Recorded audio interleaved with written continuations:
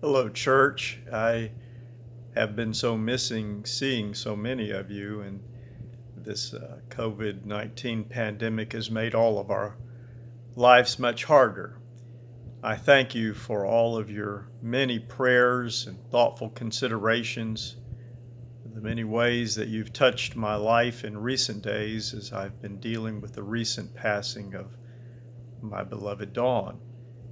I have been blessed to have two very wonderful colleagues in ministry with Reverend Jan Walsh and Reverend Marcia McQueen to uphold the ministry and help me to get through these days. Last Sunday, we had a special broadcast that encompassed all three of us. And in coming broadcasts, they may be making appearances too.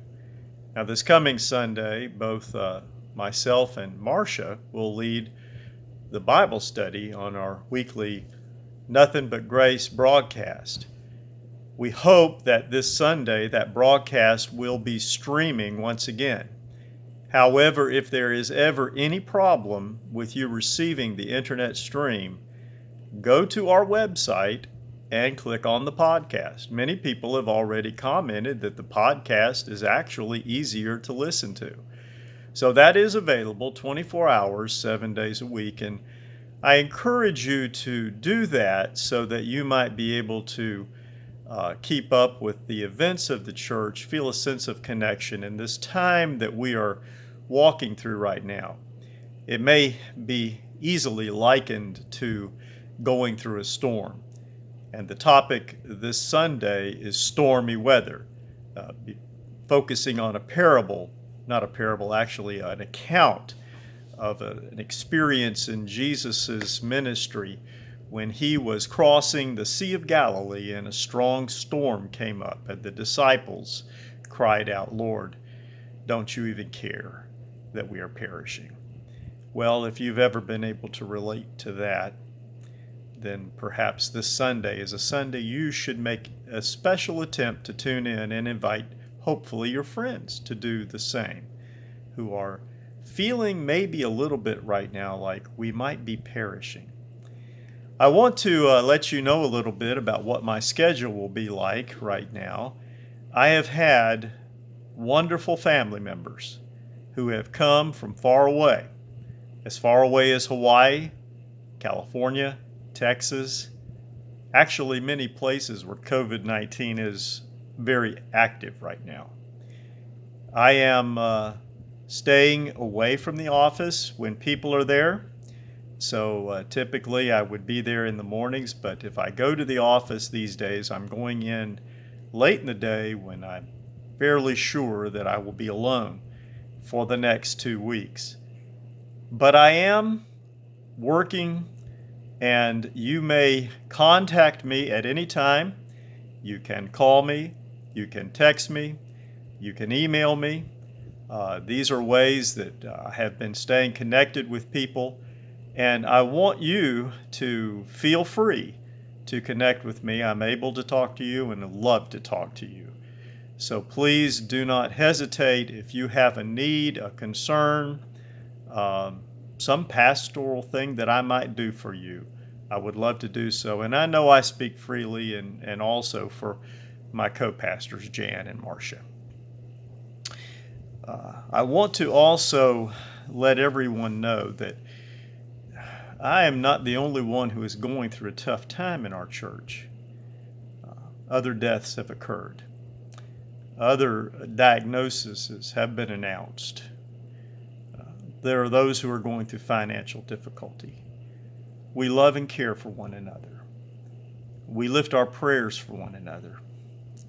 And even though we may be walking through hard times, we do not walk alone. Our God walks with us, and we walk with each other, reminding each other that we're okay, that we are held firmly in God's hands. Right now, I want you to continue to pray for me as I am in the process of reorganizing my life. I am learning to do things that Dawn has done. My way of doing them will be different, I'm sure, but I have to learn how she did it, then figure out how I'm going to do it. And that's going to take me a little bit of time to do. Most of you know I have been widowed before. In a previous time, uh, by the time my wife died, I had known about it for 5 years. This time, I did not have 5 hours. And so the amount of shock and reorganization, and understanding and learning is immediate, and it is stressful. So I ask for your prayers as I find my way forward in these coming days to learning how to live without the many things that she gave me in addition to love. I have to figure out how to do a lot of things. I will. And with your help and your patience, I will be a help to others as well along the way. One of the things that's very near and dear to my heart is our Grief Share support group. And it strikes me what a deep irony right now that two of us who started that group together, both myself and Nancy Ellison, and of course Barry, we're in deep grief. So please continue to remember us and know that our faith is strong, that we love the Lord and we love you. Please reach out to others who are in our community who are also suffering. Our God is there with us. He will not abandon us. He is someone to whom we can turn and sticks closer than a brother. And He cares. And He will save us all. So I hope you have a good week. And as soon as we can return to any kind of normalcy in an abnormal time, we will. I love you. Please call me, write me, text me, whatever you like to do, because I love you and I love to hear from you.